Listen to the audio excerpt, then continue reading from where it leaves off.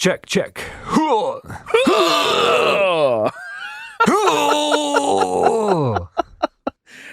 That is a very professional mic check. What are we doing today, Pat? Hey, man, we're doing an episode that we should have done a long time ago. Oh, my God. Let's just start it. Start it up. Let's do it.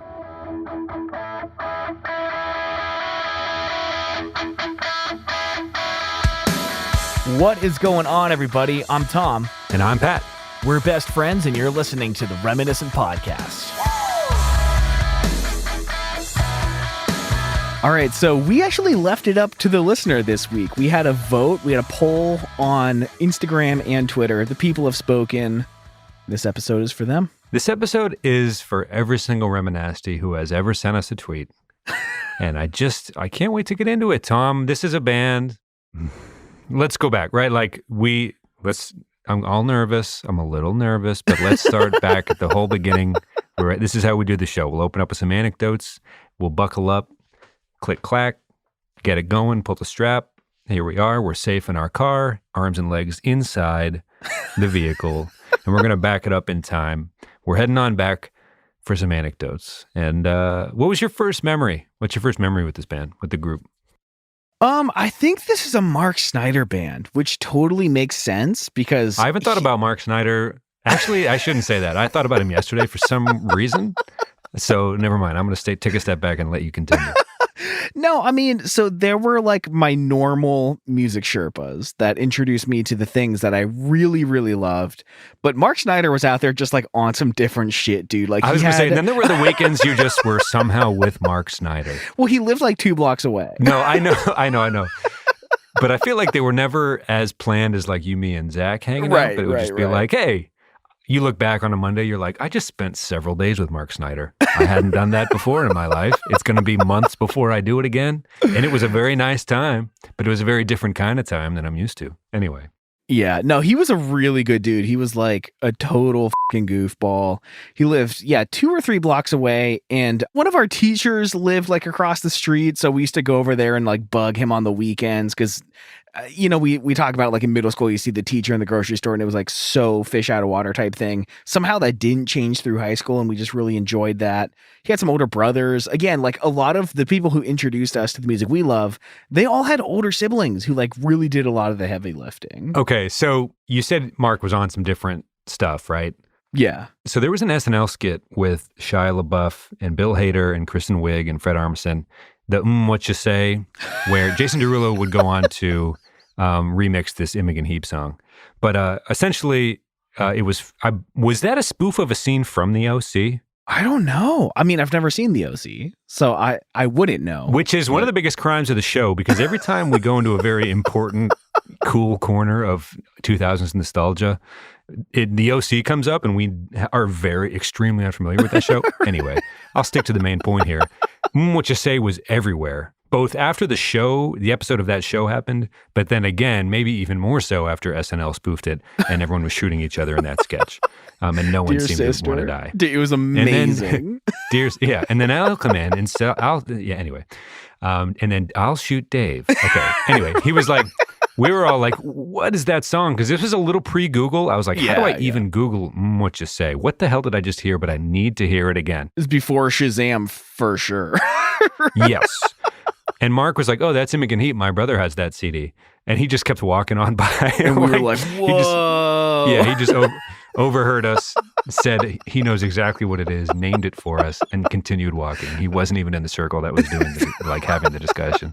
Just kind of an entity floating through the school, blessing us with his odd but helpful tidbits. Way cooler anyway, knowledge. So yes, helpful to have older brothers, as we've mentioned on the show before. But yeah, so that's kind of the world he was living in. And you're saying that's the first you even heard of the band?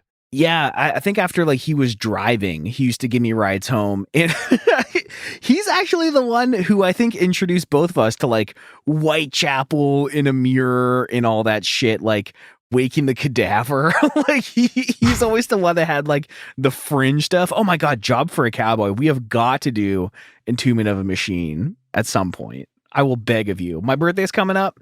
Maybe we'll do it then. That'd be a terrific Tom birthday episode. And I'd be happy to. I think that I don't even know if it's I don't think it's officially a Wilhelm scream, but that particular shriek is it's a part of it. Oh my So we God. should and we shall. But yeah, so what I guess what moods within you did the discovery of this musical group inspire for you? Like what's going on here? Because we haven't talked about them on the show Right. yet, period. So this is definitely a corner of the 2000s landscape we wanted to touch. But what's going on in your mind, your heart, your soul, your butt? I'm just trying to hold the poop in after hearing this song. Is it gut busting or face melting? That I know we always mention. There's a rule we have to mention School of Rock at least once per episode. So, God, I fucking love that movie so much. I think it's probably more face melty than gut busty. What do you think? yeah, I'd have to say I actually looked up the. We'll talk about the music video in a bit, but I looked up Master Exploder from Tenacious D and the Pick of Destiny, where Jack Black and Kyle Gass, like by the end of the song, have like headbands and like fishnet and like groin like cup like basically these leather chaps and everything like that, and like these mesh like what Frodo would wear not to get stabbed type shirts, like metal mesh, whatever. Knee thrill. There you That's go. what it Couple was. knee thrills going. Kyle has the double-necked guitar, and he's soloing, tapping on both with both hands. But the guitar is a woman's legs, and he does something inappropriate with his tongue in between. I've never the seen guitar the necks. movie. Oh, I enjoy it quite a bit. Not for that particular joke I just described, but anyway, he like goes and blows up a dude's head in the bar. He's like, sorry, I do not need a microphone. My voice is fucking powerful. Anyway, are you ready for some facts? Give me the facts. I will. Thanks, Are they bud. fast or fun? I was trying to think of like maybe do we use a new F word every week Ooh. to try to describe these facts? But Facts. whoa, Let's start there. Sure. You know what? I was going to try to yes and you there, but I think you just hit it on first try. So let's do it. Here's a random factoid for your mind. The band was originally called Dragonheart. Did you know that? Oh, I would have never. No, how could I know? That's that? an entirely different vibe than what it ends up. Yeah. Anyway, they ended up changing it, and they, obviously the British power metal band from London, England, came to be named what they came to be named. Okay, hold on. I had no idea they were British. Like up until yesterday when we Interesting. were prepping, I had no idea at all. Yeah, yeah. Honestly, my like lifetime span experience with this band is One car ride with Mark Snyder. it's not, I wouldn't say skin deep, but it is like, that's a pretty wild solo. I'll move on with my life. What? Anyway, Who introduced you to it? I forgot to ask. we'll get to it, but probably rock band, to be honest with you. We'll get to that in a minute. Okay. The band was formed in 99, known for long and fast guitar solos, fantasy-themed lyrics, and retro video game-influenced sounds. Hell yeah. They've been referred to, gets a hell yeah from Tom, everybody. They have been referred to as, not poking fun. We're here to enjoy ourselves. This is a hobby in which you'd hope to be unprompted in saying hell yeah at least once an episode. We hope we bring that energy into your households and into your eardrums every week. Okay. This group has been referred to as one of the, quote, big four bands of power metal, along with Helloween, Blind Guardian, and Sabaton. Okay, this tells you how much I would know about the band we're talking about today. I've never heard of the other three big four. I'm not here to pretend like I know what the f***'s going on. The band has released 8 studio albums, 2 live albums, 1 compilation album, 1 live DVD, and 1 demo. Damn. Collective group. Wow. Yeah. Their third album, released in 2005, was certified gold by the RIAA. Whew. Not too shabby, Tom. We've talked about much worse on this show. Oh, I think that's for fair sure. to say. I'd take gold any day. Not to mention that the lead single off this album, which we're talking about here, their best known song, arguably, right? Oh, yeah. Receiving rock radio and Fuse TV airplay. Fuse. My favorite little Wikipedia nugget from the past 4 years. And it was pretty big on Fuse. Like, hell yeah. That's going to get a hell yeah from me. We're doubled up. We're all saying hell yeah. We're just here having a good time. As well as being featured in several video games, which is pretty much the discussion that I can have most in depth about this song. Yeah. Because this is, I think for sure, for me, this was a big part of how people maybe en masse discovered that these sounds were ever just recorded in Yeah, general, right? probably. Like people who weren't Mark Snyder. But okay, so it appeared in ATV Off-Road Fury Pro. Let me stop you around the right time there. Sure. I'm sorry to Sure. interrupt. No. ATV Lord Off-Road knows I've Fury. interrupted you plenty. We'll call it even. Like if there was a after this weird one. rule where you couldn't interrupt me that was just unspoken this whole time, it's like, hey, Tom, why don't you go yourself? I'm going to keep on going with this little blurb here. No, yeah, by all means, the floor is yours. I bring up ATV Off-Road Fury 2, I think it was, all the time. It was one of my favorite video games ever to play as a kid. And I still, sometimes when I'm working, I'll like pull up videos of someone playing it on PS2. There was like an open world run where you can just drive an ATV around through an open world, but in that world were all the courses that you could do the competitions on. And it had the most killer soundtrack. And I only played the second one, so I didn't know this was on the soundtrack, but I discovered Black Alicious and Jurassic 5 through ATV Off-Road Fury. So, dude, it's crazy the stuff that video games have introduced us to. Yeah, we talked about doing the soundtrack draft, which I mean, like, I know we say we're getting close, we're going to do it. We swear somewhere down the line, super vague, we're going to maybe do a thing where we record our voices talking about the thing we think we are avoiding at this time, but maybe later as well. But no, I think we want to do that. But then on Twitter, I think Adrian pointed out, and maybe more of you, maybe I think Dylan asked about TV show soundtracks. Do those count? The OC? How do we talk about that if we're doing movies? And how do we talk about Tony Hawk and some of these other video games that were super... That might make for a better episode than movies in general. So I think that's what those sorts of hiccups have kept us from like, okay, if we did a soundtrack draft, maybe we should just shut up and get the movie one over with, see how it goes, and then maybe go from there. I don't know. Maybe there'd be a better use of time. But to your point, yeah, video game soundtracks were extremely a thing and very influential for sure. Even Madden had like an extremely like bro football whatever video game had like I think one of them had Taking Back Sunday. There was a lot of, Green Day was probably the bridge between those worlds at the time. But then Guitar Hero comes out. Sure, yeah. So in Guitar Hero rhythm game series, as phrased by Wikipedia, the song was first featured in Guitar Hero 3 Legends of Rock. Hell yeah, the only one I ever unlockable Tom bonus song, and later appeared in Guitar Hero Smash Hits and Guitar Hero Live. This song was made for this video game is basically this right, like that was probably the first so like this style of video game, right? Like Dance Dance DDR was probably one of the first. I don't think Simon would have been like an analog. I'm trying to think of just like tracing colors and sounds in a rhythmic. I'm trying to trace it all the way back, but we don't have to do that because we're just going to make fools of ourselves. But DDR was probably the first like, hey, here's a special game where something's going to be coming and you hit the button when it hits, right? But Guitar Hero was kind of like, I don't want to say took the world by storm because DDR did. I don't want to downplay that, but like, was it a 2000s thing that those got popular in Matt? Like, what's your take on those styles of video games? Because eventually they added each instrument. There was a drum, bass, guitar, you could sing. There was a whole like karaoke video game thing that came around this time, but like Rock Band was more than just Guitar Hero and things like that. But without this video game, I don't know, this song in particular just kind of lends itself so beautifully to like everything that's happening is insane. Just try to, even easy is going to be fucking dumb to try to keep up with. So like, good luck. Right. I mean, I think Jeremy's still out there enjoying all of these, quote, rhythm game series.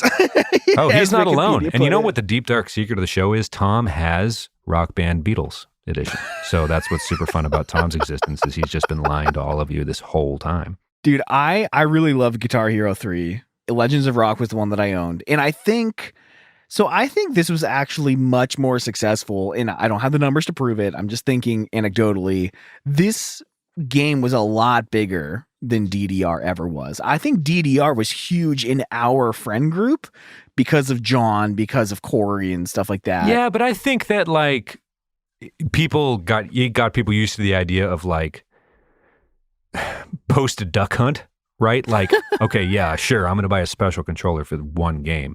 DDR was like, it's pretty fun though. And then, you can get definitely the knockoff versions and all that. By the time these rolled around, you're like, oh, I'm getting the drums, I'm getting the guitar, I'm getting the Right. like, oh, it's not even a thought in my head. But like, I want to give some credit to DDR to setting up Rock Band's like explosive. Like, oh, we've been primed, the pump's been primed. This video game's going to sweep the freaking nation, dude. Oh no, and I don't sweep the freaking nation, man. It's freaking everywhere, man. I don't disagree with you. I think Guitar Hero 3 was just a lot bigger for a couple of reasons. First of all, gamers aren't trying to do a lot of physical activity, I don't think. So that you could just sit there and click some buttons, I think that's preferred over like getting off your ass and dancing. Well, there was also this like, I don't know if the rise of Wii was happening yet, but it was like, hey, we can sweat while playing video games, and this counts. We're moving a little more, I don't know. Right. Oh, dude, shit. Wii Sports. Sweeping the freaking nation. Everywhere, man. You know what I'm saying? But anyway, I don't know if the song is what it is without the complexity of it on Guitar Hero. No, it was a match made in heaven. The song was also featured in Rocksmith 2014. It's a playable song in Konami's Band Session Arcade games, Guitar Freaks, and Drum Mania version 6, and part of the soundtrack for Rural Legend. It is also one of those popular songs used by AudioSurf players. The song was also made available for download for Rock Band 3 on March 29th, 2011 for both basic rhythm and pro mode, which you can utilize real musical instruments for. I didn't even know that version of the game freaking existed, man. So actually, one day our internet was down and I really needed to send a file to someone, and I knocked on all my neighbors' doors asking to use their Wi-Fi. And one of the girls next door let me in, and she was playing a game where like you plug a guitar cable into the computer and you basically play Guitar Hero, but with a real guitar. It was honestly really fucking sick. And like, it changes the guitar tone for you. And I think that was Rocksmith. So I can't imagine someone actually playing this on a real guitar with all the strings, not just the 5 little clicky buttons, but that's pretty badass. I would love to see someone do that on YouTube. I'm sure someone has. I got to give some love to, I don't want to just let Adam's name not get mentioned in this episode. Oh my God, because I was going to ask you if you even got close to passing this on expert mode on Guitar Hero, but I just know the answer is no for both of us. So let's just talk about Adam, I think, or unless you did pretty well with it. I don't know, but that's my guess. My one memory is we were at my grandpa Paul's house, which is my stepmom's dad. And I don't remember. I think it was either Thanksgiving or a Super Bowl party. One of the two. Your two favorite things. Right? A cozy Pennsylvania holiday with the snow blowing outside and the warmth of kith and kin inside, or something related to football. You know what, though? I with Super Bowl parties because the food. I dig it. Whoa, you're a snacker. You're a fan of a good old-fashioned chip. Oh. I can't blame. I'm not above that either. I'm just saying, I've seen you open up a bag of Doritos and just be like, this is everything I've ever wanted. But no, I do remember playing this just on practice mode because I couldn't get past the first 2 seconds. And just because it let you continue, and my whole family was like, I don't think they knew how the game worked. So they were just stunned thinking that I was actually nailing it. But obviously you hear the sound effect of like chink, chink, chink, of like all the missed notes coming from the game. There's those tweets like nothing more humbling than like a virtual crowd in Rock Band just booing the shit out of you, being like, hey, thanks, I'm trying my best. Like those super Zoomer tweets, or Gen Y tweets, I guess. But yeah, big can relate energy. Oh, amazing. Clink, clink. I had not thought about those sounds. How ruled by sound effects were we in the 2000s? I still, maybe not so much in the last 3 to 5 years, but like the aim door slam sound we talk about on the show a lot, but just like you mentioning the clink, clank, clunk, just like sweating it out at a freaking chips and pop party. And you know what I mean? Like, definitely pre-college. But the pressure of like everyone is mid-puberty wearing shirts under shirts, shorts under shorts. There's layers. There's 2000s things happening. Gels in hair, puka shell necklaces galore flying around the room. A lot of hormones and a lot of clinky clank clunk sounds coming from just an insanely chaotic array of characters to choose from on this rock and roll video game. So nothing but chaos in this song was perfect for it. But Adam, we call him the technician of the band because he could come up with lead parts or was able to play lead parts in a way that I don't think Zach had a very maybe more romantic relationship with the guitar, but Adam was more willing to sit down with this video game, stare at the screen, pick up the toy guitar, and really make progress with it and have kind of that, I'm going to lock myself in my room and just get joy from mastering this. And I don't know if he got all the way through the song, but do you know anyone who did you ever watch anybody complete this on Expert? I think I watched Adam do it. I wouldn't shock me. Yeah, no, I credit where credit's due. I think people may have heard us talk about Adam as like, I don't know if, honestly, weirdly, him passing this on Expert does give more justice than us just describing him shredding at shows. You know what I mean? But like, Right. He was the dude who would take it that seriously. And I think that might frame it in the proper context that he was just a terrific guitarist. Well, not only that, but I remember introducing all you guys to Andy McKee one week, and then he just came back the next week for practice and knew all of his songs. He could play them flawlessly. Wow. Just like, I've been working really hard the past week learning shit that normal people couldn't dream of like figuring out in their lifetime, and there he is a week later, just like nailing it. Okay, some got caught up on the video game part, but that's kind of the heart of like the whole. Yeah. It's the dragon heart of the whole show. Okay, so the album reached number 1 on the Billboard Heatseekers chart. Whoa. Woo. And number 103 Whoa. on the Billboard 200. The lead single peaked at 86 on the Billboard Hot 100 and 61 on the Canadian Hot 100 in 2008. Later reaching gold status in the USA and Canada, but eventually selling 1.1 million copies in the United States. And it has been platinum, certified baby. freak. Yeah, ring the freaking ding, ding, ding, club horn it up. Wah, wah, wah, wah, wah. It's Platty time, brought to you by Bud Night Platinum. Platty time. Grab a Platty, brother. Hey, buddy, I'm going to the store. What should I get? Should I get some natties? No, dude. Get some Platties. Brought to you by Bud Light. Cut this all from the show. Okay. I know you won't, and that's okay. Failed bit. Moving on. The song went platinum.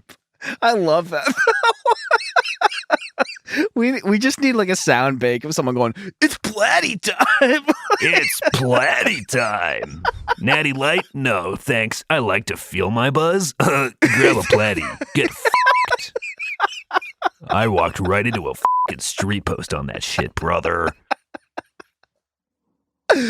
None of my Oh my friends God. helped me out. They just kept walking. I'm empty inside, but I fill it with Bud Light Platinum. There's more booze in it, brother.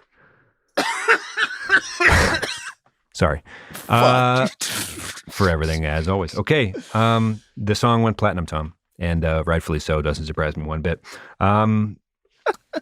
They toured with Disturbed and Slipknot in 2008. All of this just straight up tracks. That's a weird pairing. Well, not that weird. I don't know. I mean, In a sense it's a that, little like, weird. I'm going to go to this show to get weird. Like, weird Okay, is the okay. vibe that those three bands named in a row bring. Sure. Then yes. At the inaugural Mayhem Festival. Actually, you know what? Mayhem is a better word. There you go. So shout out to the Mayhem Festival. For nailing it. Namers. You're just killing it. Killing the game. The song is written in the key of C minor, but in standard E tuning like most other songs by this band, and is written in a fast tempo of 200 beats per minute with a common time signature of 170 BPM in the first half of the guitar solo, which we'll talk about in a bit. Tom, this means nothing to me. What does it mean to you? E standard tuning. John Fetterman's great recording grandson's about to talk about some music shit. Everybody, why don't you buckle on up and grab a Bud Light Platinum? It's Platty time. John Fetterman. I was too busy thinking about how I was going to use the voice to say Platty later in the sentence that I just kept grooving through an extremely incorrect version of a very famous Goldfinger lead singer's actual legal name. So going to take a step back and let you talk for a little while here. In one last time, sorry, John Feldman. Feldman! James Fetterman, grab a plat. James Fetterman, plat it up, buddy. We are fing on one tonight, dude. I don't know what's going on. Got the giggles. This is coming out on April Fool's Day. So maybe there's I will some say this with a very goofiness. straight face. Happy April 1st, everybody. Okay. So, yeah, the thing that's striking about this is when you think of like heavier bands, you think of lower tunings, but E standard is like what 400 Par wrote our songs in. Like, it's like just what a guitar is usually tuned to. So you would imagine at least drop D or something. C sharp. I have a guitar that's in fucking drop A sharp, for God's sake. Like, it's uncommon for any band of this genre to be playing in like a standard tuning, I think. But 200 beats per minute is just ripping, man. Thanks, Jerry Forkman. Okay, moving right on along to the next segment. Getting names right and saying things into a mic. Hey everyone, I hope you're enjoying the episode, but please allow me just a quick moment to shout out our top tier Patreon supporters. These are our emo elders. In this group, we have Johnny Leftwich, Jason Carey, Chris Lukey, Nathan Eshelman, Drew Edwards, Kerry Sanchez, Melanie, Devin Booz, Reed Gober, Cora Lusty, Michael Beatty, and Justin Latham. I can barely get through that on a single breath, and I gotta tell you, that's feeling good. Thank you all so much for your support. Thank you to the many of you supporting us in Patreon. If you'd like to check it out and see if you'd like to join, you can head to patreon.com/reminiscent and see the 3 different tiers that we offer. Every week we have an extra 10 to 15 minute post show. We've got some behind the scenes stuff, some ways to vote on episodes, and we're continually trying new things that are going to be really fun and exciting for you guys, for us, for everyone. Again, that's patreon.com/reminiscent. Thank you again to everyone that supports the show. Thank you all for listening, and let's get back to the episode. Okay, music video. Lights, camera, action, stage, lights, band. I had forgotten essentially that this song is full send from the jump. I hadn't heard the notes for a while. Yeah. And you're so right about only hearing those notes for a little while before it's random buff skeleton guys like, oh, I can't play this thing, like on the Rock Band visual in my mind. Anyway, but in the music video, they're playing the instruments because they can. And dolly zoom, whatever, right into the lead singer's soul. His eyes are staring right into the camera. 13 seconds in, just 13 seconds have passed, and we're fingers over the neck of the guitar just going ape shit. God. It's we're fully in it, and it took 13 seconds, Tom. Yeah, dude, out of the gate. So I remember on Guitar Hero, you had to hold down the top button, which I think was green, and then play the bottom 2 at the same time. And you could like kind of tap them so you didn't need to strum every time. And I remember Adam, in order for him to play that, he like had this trick where he put a rubber band on the green He button. capoed the guitar, the controller. He like put a rubber band on it so he could just play the 2 notes, and then when the song started, he just pulled the rubber band so hard it broke, and then continued to play the song. I love Adam so much because that shocks me. I wasn't there for this, and that doesn't shock me at all. But like the determination to be like, I need to learn this guitar part. I want to be able to do this is, I don't know. I admire it. There was also, you could like put your elbow on the note and then kind of curl your hand back in and play it with 2 hands. People did all kinds of weird shit. Yeah, that was like kind of a big moment for YouTube in general. I feel like, oh my God, watch this. A guy did it. Like the first guy to do it was like, for like, I remember like watching one of my mom's friends at some party I was at as a kid watch the first person win Who Wants to Be a Millionaire in real time, and they were like, holy shit, like, whoa. That's how I felt watching some random guy on the internet pass this on expert level for the first time. Like, somebody did it. Somebody's got the first golden ticket. Oh my God. Like, let the world know it can be done. It felt incredibly momentous. I spent a long time today watching people 100% this song or get over 1 million points or whatever. And then one dude on Twitch did it blindfolded and got 100% on it. Dude. Well, there's that one clip from that like custom made Mario level where there's like 45 fire ring twirl things. And it is such an insane collection of hits that like, they had to have done. I mean, anyway, every good trick shot internet video, there's so much like on the cutting room floor of people just doing stuff for the Well, no, for the love of the game. The Mario one was spoofed, but this guy live streamed was it spoof? over a week on Twitch. I didn't know that. The Mario one, oh, it's just like programmed in or something? I'm sure it was programmed, yeah. I don't know, dude. If somebody can pass this song on Expert on Guitar Hero, I imagine it'd be a similar amount of time to pass that Mario level. Because eventually it's just muscle memory, right? You're not even really playing a game at that point. Yeah, exactly. But anyway, the whole point... I can't even make the noises with my fucking mouth loud enough or fast enough.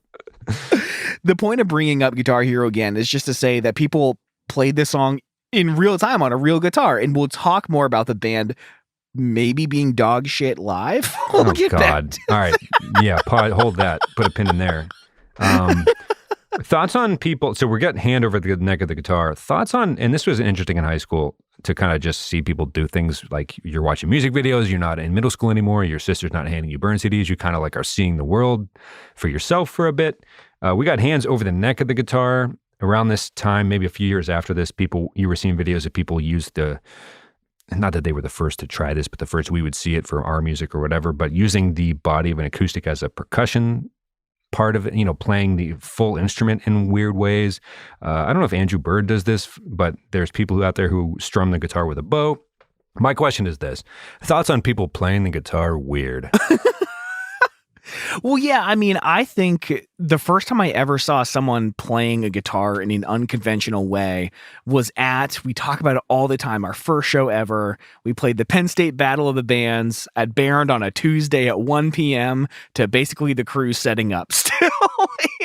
But later on, there was a band called Moss Nova that played, and the dude brought out like a violin bow. And it was the first time I ever saw someone playing a guitar in not a conventional way. And I felt so much like I was a novelist who had never read a fucking book in his life before, just like realizing that people were doing such different shit than we ever knew about, just like in my mom's basement, like having never been to a show before, but trying to be a band. And then, people started putting the guitar over their neck and switching what side of the fretboard their hand was on. And I mean, we see it right away. And it's almost like playing fast as isn't enough to prove that you're good. You have to also like make it as inconvenient as possible to play your guitar. Sweep pick with an actual broom. No, I'm just kidding. That was the dumbest thing I've ever said on the show.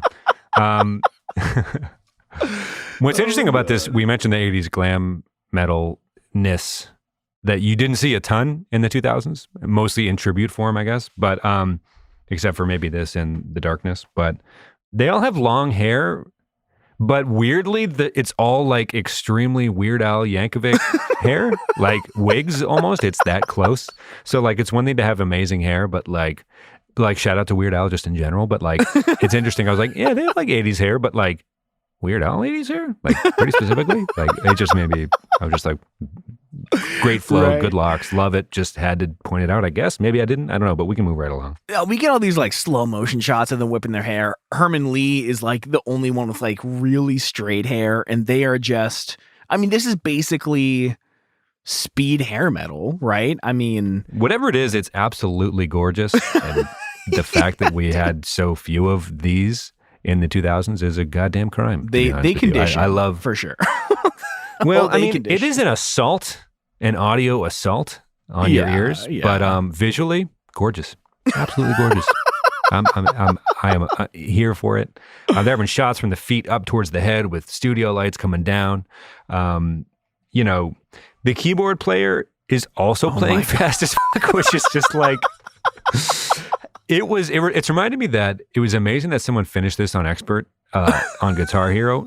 I remember being tired watching, like consuming the information visually and not being the person playing the song was also tiring. So watching the keyboardist going nuts in this video just reminded me of just like, it makes me just like want to exhale and take a minute. Like, can we just take a minute? Let's listen to Rilo Kiley for a second. Just the Jenny Lewis solo stuff. Let's take it way down.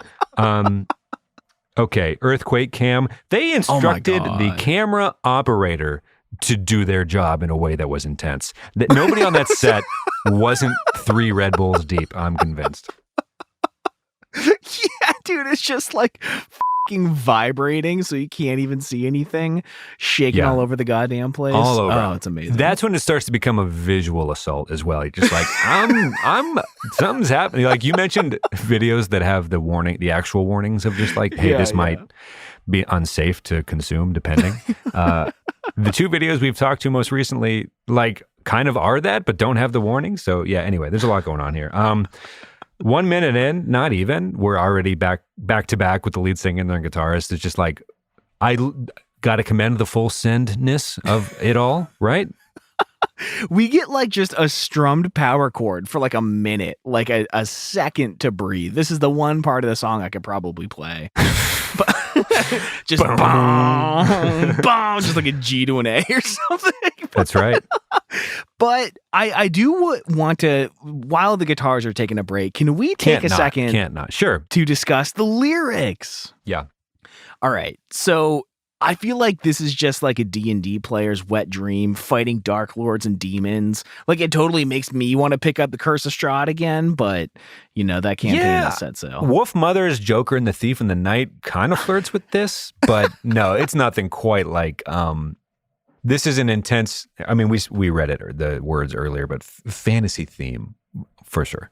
Well, and this is where it gets like, are they for real? Like, do they actually think they're fighting demons? Okay, so you sent me a video of one of their more recent videos, and we're like, hey, it's kind of weird. They're almost parodying them. Parodying them. God damn it. Where dance, I wish I was in bed. I'm tired. Oh yeah. Yeah. Fuck. Okay. You sent me a video and we're like, it's almost like they're satirizing themselves, but I'm like, was it a joke from the jump? I mean, it's not like the first video we're talking about today here, Through Fire and Flames or whatever, is not like, it's not like it's not extremely over the top. So I'm like, the video you sent me, the most recent music video you found of theirs, I wasn't convinced that was any more or less like jokily intense. I mean, it was just like, they're kind of just going for it all in. So I don't think it was, you said like, oh, this is kind of sad maybe in a way, but I'm like, I don't think it's much different at all. Like than what, because the kind of their whole fame is like, hey, look at this. Isn't this fucking crazy? And which is perfectly okay. Well, I don't know. I don't think it was a parody at the beginning. I think it was very fucking for real. And it's almost like a safety thing. Be like, no, we were joking. Right? I don't know. I mean, like, if there's like Blink-182 and then there's fucking like Guar, they're not in the exact middle. I don't know which one they would veer closer. I don't know. You know what I mean? But like, I don't know. Where would you put them closer? Or would it be in the middle? I don't know. Right? Well, maybe that's the larger point. It's just like open to interpretation. Either way, it freaking rips. Let me give you some lyrics, because honestly, I find it like, I feel like if I were 18, I'd be like, these are so fucking lame, dude. But now I'm like weirdly inspired by it. Just cradling your dice like, yes, yes. Okay, the pre-chorus. I'm like three platies deep, dude. I'm so red. I'm getting so red tonight. So now we fly ever free. We're free before the thunderstorm. On towards the wilderness, our quest carries on. Far beyond the sundown, far beyond the moonlight, deep inside our hearts and all our souls. It sounds like they're taking the ring to Mordor or something, but like, which I dig it. It wasn't a joke when Led Zeppelin did it. So I say, let Dragonheart fly free, my man. Dragonheart. Do you like Dragonheart or Dragon Force better? Both are very different. I think for what this is, Dragon Force. Yeah. Yeah. There is not, Dragon Force fits better, I think, is all I'll say. No, I agree. I'll give you the third verse because I love it. As the red day is dawning and lightning cracks the sky, they'll raise their hands to the heavens above with resentment to their eyes. Running back through the mid-morning light, there's a burning in my heart. We're banished from a time in a fallen land to a life beyond the stars. I wish and wish Poetry. with all my heart to fly with dragons in a land apart. No, that was actually just from Dragon Tales on PBS, but similar energy for sure. No, I don't know. I mean, like, so Zeppelin actually said Mordor and Gollum in their lyrics. They're doing their own world building. Get freaking Gerard Way on the horn, man. This is Nana's good stuff. talking about Captain Spock and shit. I mean, it was just a nerd fest at this Yeah, point, dude. right? Nerdcore backpack. Okay. It's interesting to watch fart punk videos where they're sincere, like overtly overcompensating for a lack of instrumental expertise and chops. But in this video, it's the exact. There's not a single person on a toilet. And it was released in the 2000s, which I didn't know there was a music video in the 2000s that didn't feature someone going to the bathroom on film. But in this one, they just play their instruments well. It's kind of interesting, Right. I think, from an artistic standpoint. And I just really want to take a moment to say that it's refreshing, okay? It's nice. And you know, this video is 5 minutes and 1 second. I forgot that the actual song is 7 minutes and 20 seconds. Yeah, they used a shorter version for the music video, which is fine by me because we'll just skip right through kind of the rest of this video. But I'm looking at our notes because it's just them playing fast. Although we can't not mention the solos, right? Before we get out of here. Yeah. We got the hand cams going as if it's a fucking YouTube tutorial of like, this is a C, as you can see below in the inserted box. My fingers are touching the fret here, the second string on the fourth fret. And no, they actually break out hand cams and they have the two guitarists just sitting there. One of them has a beverage and takes a sip to refresh himself mid shred. And they're just like passing the, they're just, I'll say full send again, but yeah, no, they're taking turns playing off each other. Of course, it ends double hand cam, double solo, all in, everything, all the time. Yep. Thoughts? I mean, of course you're going to, I guess. Like everything about this video, I'm like, yep, no, yeah, no, sure, oh, yeah, I'm in. No, yeah, no, yeah. You got to do It that. could possibly be any other way. I think it's great. The hand cams are fun. I think it's so funny that the dude, he does his shredding part, nonchalantly grabs a beer, takes a sip, and waits until the last millisecond to get back on the string to keep playing. He pulls his hand up to put his hair behind his ear. I'm like, he's not gonna make it, and then he does, and it's very exciting. There's like a weird drama to whether or not they're gonna, you know what's gonna happen in the song, but it makes it exciting. And his hand re-enters the shot in the hand cam, and you're like, whoa! But here's the controversy of this. I remember Mark Snyder being like, yeah, but they're like terrible live. Whoa. And what's so interesting is I cannot find a decent live video of them that is not uploaded by Dragon Force themselves. Whoa, Conspiracy Corner with Tom? They're well-produced videos. And what's interesting is, especially during the solos, two things are happening. First of all, when a guitar solo is happening, what should a camera person do? What should they focus on? Hand cam. Okay. In a live performance. I don't know. My mind's on hand cams. Hand cam. I would have said hand cam regardless of the question. Hand cam. In all of their live performance, those camera people. Bud Light Platinum. Bud Light Platinum. In all of their live videos, the camera people are focused on anything except the guitarist playing the solo. They'll show the other guitarist playing power chords. Like a pro wrestling television event where they cut away in a way that doesn't reveal how far the fist was away from the face it was supposed to be striking. Pretty much. They'll show the soloist for like half a second at a time. And so that's like for the rewatch portion of it, but for the live audience. Hand cam was on face? Sorry, I don't know. It's a fucking weird vibe today, everybody.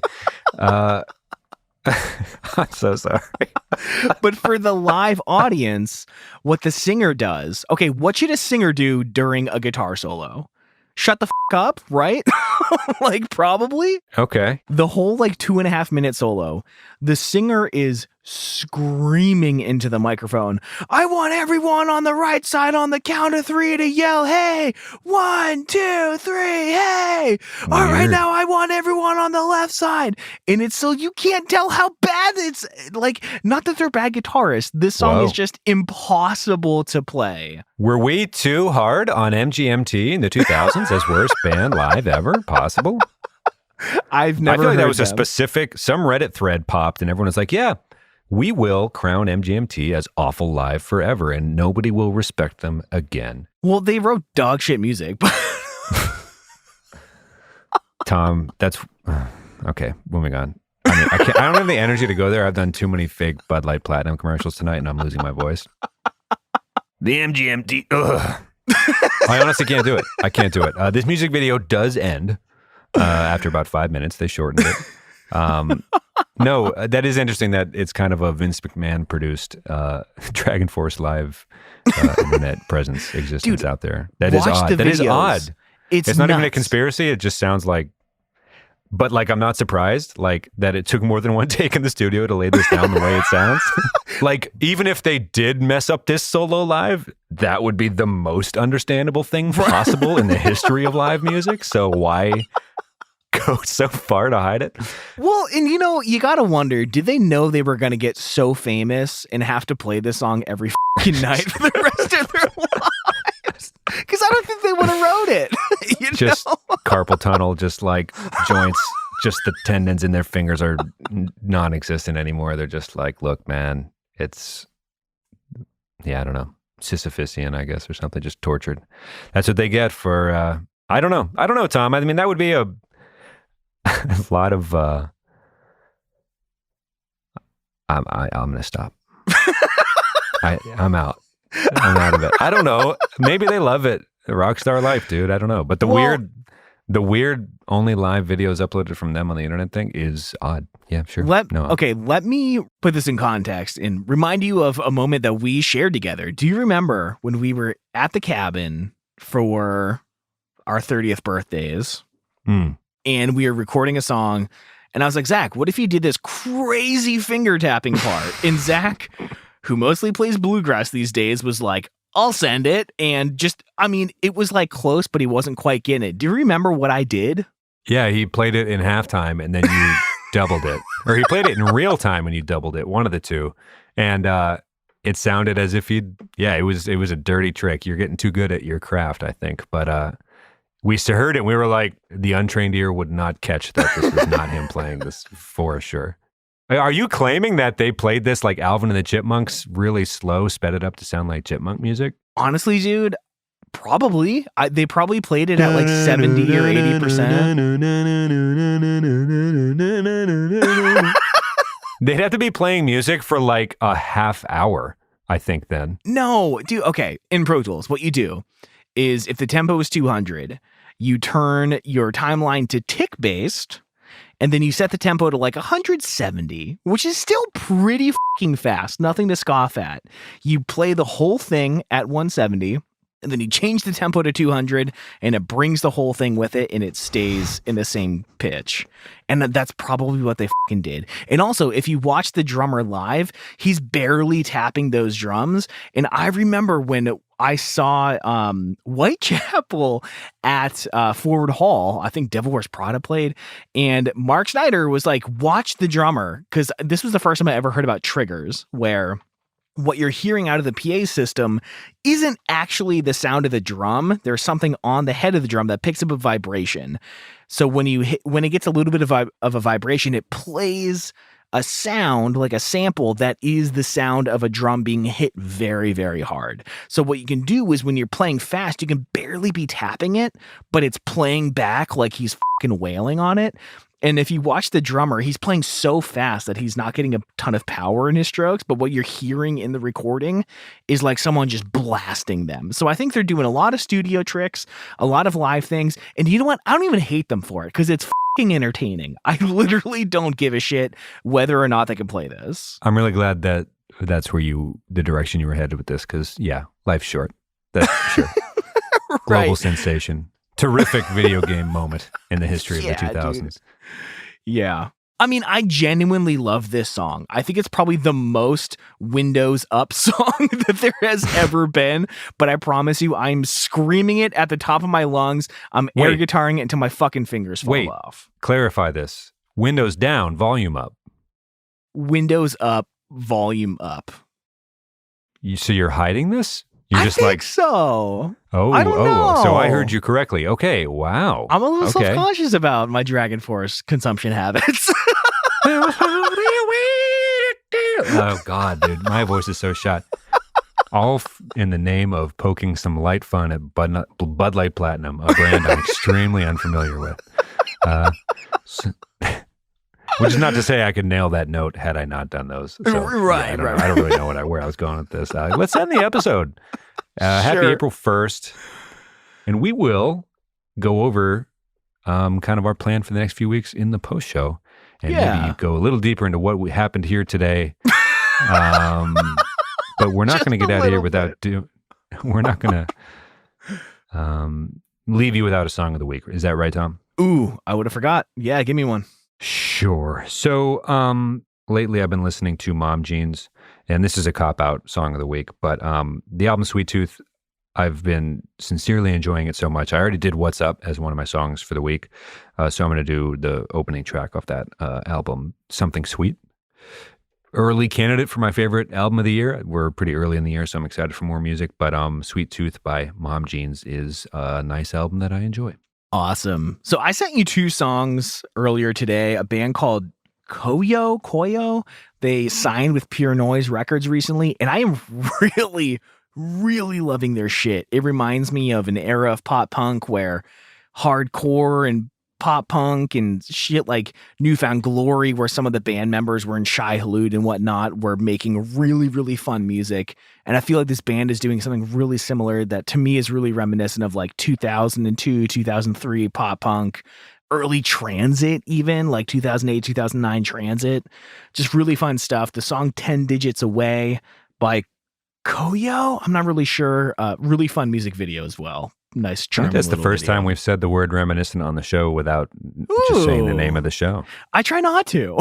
Yeah. But finish your drinks, really everybody. do. Finish your Bud Light Platinum. It's Platty time.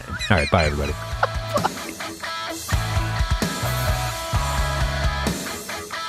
Alrighty, friends, I hope you enjoyed this week's episode. It was a lot of fun to finally talk about this band. They are one of the most notable of the decade for sure. If you'd like to join the Patreon, again, you can head to patreon.com/reminiscent, and please hit us up on Twitter @_reminiscentfm.